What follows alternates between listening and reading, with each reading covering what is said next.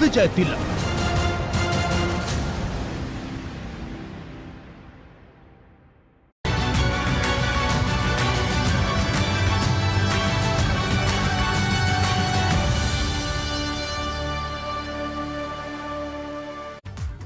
नमस्कार, आप देख रहे हैं न्यूज़ 84 और आपके साथ मैं हूं राजेंद्र देव। पेपर लीक होने के कारण उत्तर प्रदेश टीईटी की परीक्षा रद्द होने पर मुख्यमंत्री योगी आदित्यनाथ एक्शन में हैं। उन्होंने कहा है कि अब तक 23 आरोपियों की गिरफ्तारी हो चुकी है और जो भी दोषी हैं उस पर गैंगस्टर के तहत केस दर्ज किया जाएगा। साथ ही उनकी संपत्तियों पर बुलडोजर भी चलेगा। यह मुख्यमंत्री योगी आदित्यनाथ का बयान। उन्होंने खुद कहा कि गैंगस्टर एक्ट के तहत दोषियों पर कार्रवाई होगी और उन पर उनकी संपत्तियों पर बुलडोजर चलाया जाएगा। बख्शा नहीं जाएगा दोषियों को। कोई कितना भी प्रभावशाली होगा बचेगा नहीं। ये मुख्यमंत्री योगी आदित्यनाथ का बयान। 23 लोग गिरफ्तार किए गए हैं, ये उन्होंने स्वयं स्पष्ट किया है और कहा है कि दोषियों पर राष्ट्रीय सुरक्षा कानून भी लगेगा। पीटीसी टीईटी का टेस्ट था। एक गिरोह कहीं से उसने पेपर लीक किया। हमने कहा पूरे पेपर को अभी निरस्त करो, पूरे गिरोह को गिरफ्तार कर लो, उन सभी बच्चों को सकुशल उनके घरों तक पहुंचाओ। 1 महीने के अंदर पारदर्शी तरीके से फिर से परीक्षा आयोजित करो। किसी भी बच्चे से कोई शुल्क अतिरिक्त नहीं लेंगे। उनके आने जाने की फ्री में व्यवस्था देंगे या उन बच्चों का जो आई कार्ड होगा उत्तर प्रदेश परिवहन निगम की बसेज में फ्री में आने जाने की सुविधा उसके माध्यम से उन बच्चों को प्राप्त होगी। ये सुविधा तो, लेकिन जिन लोगों ने ये शरारत की है वे भी सुन लें। उनके खिलाफ गैंगस्टर के तहत मुकदमा दर्ज हो रहा है और उनकी संपत्ति को जब्त कराने और राष्ट्रीय सुरक्षा कानून के अंतर्गत उनको सबको निरुद्ध करने जा रहे हैं। 23 लोग अब तक गिरफ्तार हो चुके हैं और शेष लोगों की गिरफ्तारी चल रही है और कोई कितना भी बड़ा क्यों नहीं होगा उसके घर में बुलडोजर चलना तय है। दरअसल आज जब परीक्षार्थी टीईटी की परीक्षा देने अपने सेंटर्स पर पहुंचे तो पता चला कि पेपर लीक हो गया। इसके बाद परीक्षा रद्द कर दी गई। ADG law and order Prashant Kumar ने कहा है कि 1 महीने बाद यह परीक्षा फिर से पारदर्शी तरीके से कराई जाएगी। साथ ही उन्होंने यह भी बताया कि इस मामले में 23 लोगों की गिरफ्तारी हुई है। प्रयागराज से 13, लखनऊ से 4 लोग पकड़े गए हैं।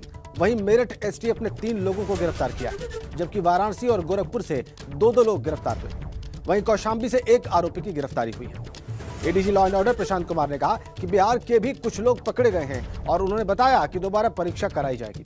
साथ ही परीक्षा रद्द होने के बाद प्रवेश परीक्षा पर परीक्षार्थी फ्री में घर जाएंगे।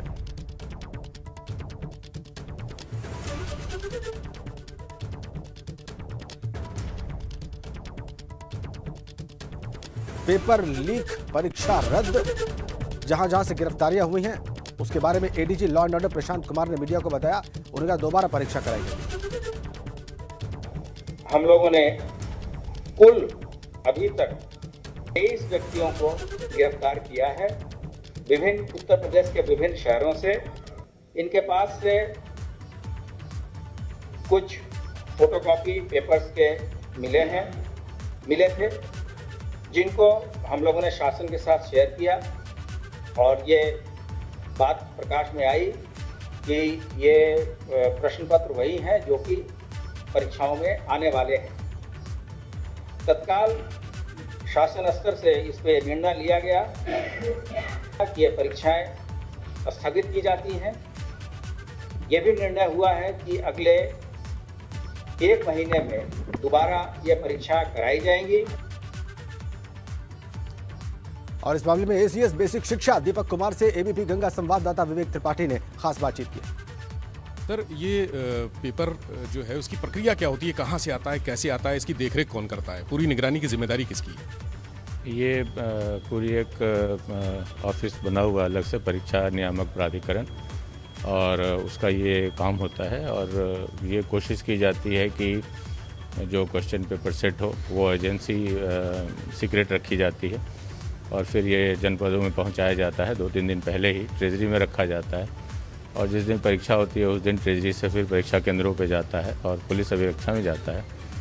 तो ये कल रात देर रात ये बात आई कि सोशल मीडिया पे कुछ इस तरह की खबर लगी, तभी एसटीएफ एक्टिव हो गई और काफ़ी लोगों को चिन्हित किया गया। 23 गिरफ्तारियां भी हो गई हैं। कितने लोगों की गिरफ्तारी है सर अभी तक? अभी तक 23 लोगों की गिरफ्तारी। सावधानियां क्या क्या बरती जाएं? और सावधानियां तो ये सीक्रेसी रखी जाती है कि कहाँ प्रश्न पत्र सेट हो रहा है, फिर उसके ट्रांसपोर्टेशन में रखी जाती है, ट्रेजरी में रखी जाती है, फिर परीक्षा केंद्रों में भी मजिस्ट्रेट के सामने ये प्रश्न पत्र खुलते हैं, बंडल खुलते हैं। तो सावधानियां तो पूरी रखी जाती हैं, लेकिन कहीं ना कहीं चूक हुई है। सर निजी कंपनी के खिलाफ भी कोई जांच वांच हो रही है? नेचुरली जब जांच होगी तो सभी चीज़ें देखी जाएंगी कि किस स्तर से हुआ है। क्या ब्लैकलिस्ट भी की जा सकती है वो कंपनी जिसने ये गड़बड़ी की है? अब जैसी जांच में स्थिति आएगी तो उस पर कार्रवाई होगी। जो भी लोग होंगे, जो भी संस्था होगी, जो भी एजेंसी होगी। कैमरा से होगी राजू के साथ विवेक त्रिपाठी, एबीपी गंगा, लखनऊ। इधर पेपर लीक होने को लेकर सपा अध्यक्ष अखिलेश यादव ने यूपी सरकार पर बड़ा हमला बोला है। उन्होंने कहा है कि इस सरकार में ऐसे ही पेपर लीक होते रहे हैं और इससे परेशान लोग सपा की सरकार बनाएंगे। 2022 में बदलाव होकर रहेगा। ये जो परीक्षा हुई है, ये भारतीय जनता पार्टी की सरकार में लगातार इसी तरह पेपर लीक हो रहे हैं। इसी तरीके से परीक्षाएं नहीं हो पा रही हैं। आने वाले समय में यही बेरोजगार नौजवान भारतीय जनता पार्टी के खिलाफ मतदान करेंगे और भारतीय जनता पार्टी का सफाया होगा। पेपर लीक होने के कारण यूपी टीईटी की परीक्षा रद्द होने के बाद इस पर सियासत तेज हो गई है। सपा और कांग्रेस ने इसे लेकर भाजपा सरकार पर बड़ा हमला बोला है।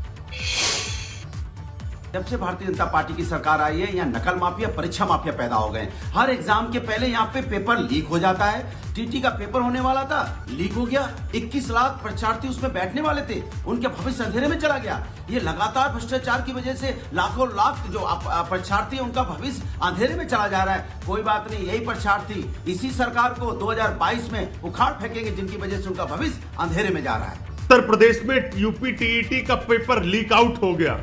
ये दर्शाता है कि आदित्यनाथ सरकार हर मोर्चे पर विफल है।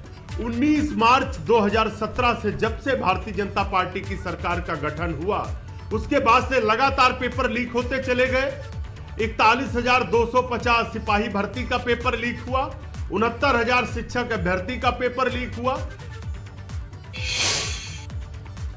यूपी टीईटी की परीक्षा रद्द होने पर प्रियंका गांधी ने ट्वीट किया। ट्वीट करके जो उन्होंने लिखा वो आपकी स्क्रीन पर हम रखने जा रहे हैं। प्रियंका ने ट्वीट करते हुए लिखा है कि भर्तियों में भ्रष्टाचार, पेपर आउट ही भाजपा सरकार की पहचान बन चुका है। आज यूपी टेट का पेपर आउट होने की वजह से लाखों युवाओं की मेहनत पर पानी फिर गया। इस बार पेपर आउट होने पर मुख्यमंत्री जी की सरकार ने भ्रष्टाचार में शामिल बड़ी मछलियों को बचाया है, इसलिए भ्रष्टाचार चरम पर है। ये प्रियंका गांधी का ट्वीट है और वो पूरा ट्वीट हमने आपकी स्क्रीन पर रखा है, जिसे अभी मैंने पढ़ा। इधर गोरखपुर में भी टीईटी की परीक्षा रद्द होने के बाद छात्रों में मायूसी है। छात्र पेपर लीक होने के बाद से प्रशासन पर सवाल खड़े कर रहे हैं।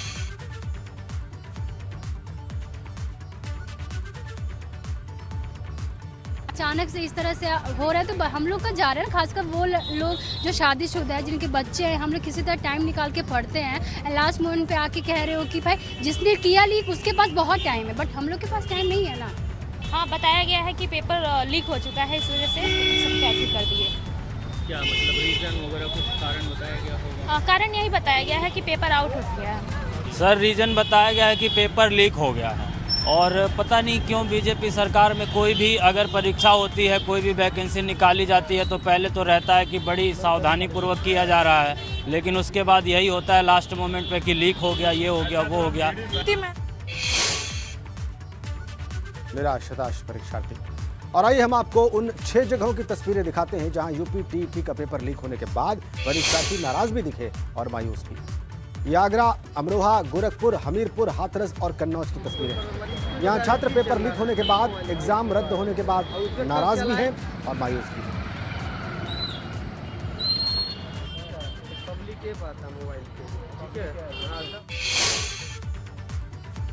और देवरिया में मुख्यमंत्री योगी ने 200 करोड़ की 412 विकास परियोजनाओं का लोकार्पण और शिलान्यास किया। इस दौरान उन्होंने विपक्ष और पिछली सरकारों पर जमकर हमले बोले। उन्होंने कहा कि 70 साल में 12 और 5 साल में 33 मेडिकल कॉलेज बने हैं। इस मौके पर उन्होंने माफिया को भस्मासुर बताया और साथ में दंगाइयों को लेकर विपक्ष पर हमला किया। तो देखिए आप विकास योजनाओं के शिलान्यास और लोकार्पण कार्यक्रम के दौरान मुख्यमंत्री माफिया पर अटैक किया। मुख्यमंत्री ने भेंट करते हुए एक छोटे से उपहार स्वरूप सब प्रेम भेंट। भाइयों बहनों, ये जितने माफिया हैं ये सब भस्मासुर हैं, भस्मासुर। और इन भस्मासुरों को जो भी पालेगा वह अपने विनाश का रास्ता ही तैयार करेगा और इनको कभी भी प्रश्रय नहीं दिया जाना चाहिए। और भस्मासुर को भी प्रश्रय देने वाले लोग भी महाभस्मासुर हैं। के लिए देवरिया जनपद में 3 बड़े दंगे हुए थे और एक दंगा तो ऐसा हुआ था जिसमें थाने से दंगाई असलाही लेकर के चले गए थे और सरकार तब पीड़ितों के साथ नहीं खड़ी थी, तब सरकार दंगाइयों के साथ खड़ी होती थी। 4.5 वर्ष में आपने प्रदेश के अंदर कोई दंगा देखा? आज प्रदेश में दंगा नहीं हो सकता। माफिया, जो बड़े बड़े माफिया अपने को कहते थे, सत्ता के सरप्रस्त रहते थे, जिन्होंने सार्वजनिक संपत्तियों पर कब्जा करके, गरीबों की संपत्तियों पर कब्जा करके और जिन्होंने व्यापारियों से फिरौती वसूल करके खूब धन संपदा अर्जित कर दी थी, आज जब उनकी अनैतिक और अवैध संपत्ति पर प्रदेश सरकार का बुलडोजर चल रहा है, तो भाइयों बहनों, ये माफियाओं पर बुलडोजर चलना चाहिए कि नहीं चलना चाहिए? और भाजपा ने एक बार फिर सपा, बसपा और कांग्रेस समेत तमाम दलों को झटका दिया है। प्रदेश अध्यक्ष स्वतंत्र देव सिंह और deputy CM doctor Dinesh Sharma की मौजूदगी में कई दलों के नेताओं, पूर्व आईएएस और व्यापारी भाजपा में शामिल हो गए। इन 10 नेताओं में 4 ब्राह्मण नेता हैं, जिनमें कांग्रेस और सपा से विधायक और पूर्व मंत्री जय नारायण तिवारी ने भाजपा का दामन थाम लिया। साथ साथ गाजीपुर सदर से पूर्व विधायक और अखिलेश सरकार के मंत्री रहे विजय मिश्रा भी भाजपा में शामिल हो गए। बसपा नेता और दिल्ली बसपा के प्रभारी रहे मनोज दिवाकर भी भाजपा में आ गए हैं। जाटो समाज से आने वाले और बसपा में कई पदों पर रहे जगदेव भी हाथी की सवारी छोड़कर कमल के पाले में आ गए। कांग्रेस के पूर्व विधायक राम शिरोमणि शुक्ला भाजपा में शामिल हो गए। राम शिरोमणि शुक्ला पहले भी भाजपा से विधायक रहे हैं। उन्नाव के रहने वाले बसपा नेता धर्मेंद्र पांडे भी भाजपा में शामिल हो गए। और औरैया से 3 बार विधायक और कभी बसपा और कभी सपा में जाने वाले मदन गौतम ने भी भाजपा का दामन थाम लिया है। वहीं कुंवर अभिमन्यु प्रताप सिंह भी भाजपाई हो गए। ये उस सियासी परिवार से आते हैं जिनके परिवार के लोग विधायक रहे हैं। इसके अलावा रिटायर्ड आईएएस अशोक कुमार सिंह ने भी भाजपा ज्वाइन कर ली है। साथ ही लखनऊ, सीतापुर, लखीमपुर में कई संस्थाएं चलाने वाले व्यापारी अखिलेश वर्मा ने भी भाजपा का दामन थाम लिया। इस दौरान स्वतंत्र देव सिंह ने वंशवाद को लेकर विपक्ष पर आक्रमण किया।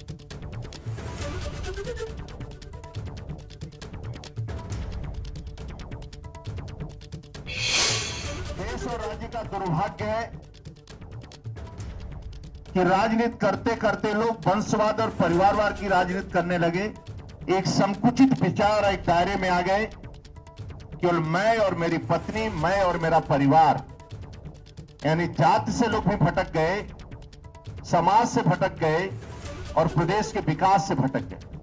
मात्र भारतीय जनता पार्टी देश में एकमात्र एक ऐसा दल है, आज भी उसके नेता तपस्वी हैं और सत्ता गरीब के लिए, गरीबों के लिए है और सत्ता गरीब के विकास। यूपी विधानसभा चुनाव को लेकर आखिर कैसी सियासी बयार बह रही है, लोग क्या सोच रहे हैं, लोग किन बातों पर चर्चा कर रहे हैं, उनके मुद्दे क्या हैं, ये समझने के लिए ये जानना जरूरी है कि आखिर क्या चल रहा है। अब हम आपको लेकर चलते हैं हमारे चंदौली के संवाददाता शशांक पांडे के पास, जो सीधे आम लोगों से करेंगे बात और पूछेंगे कि 2022 चुनाव से पहले उनके दिलो दिमाग में क्या चल रहा है।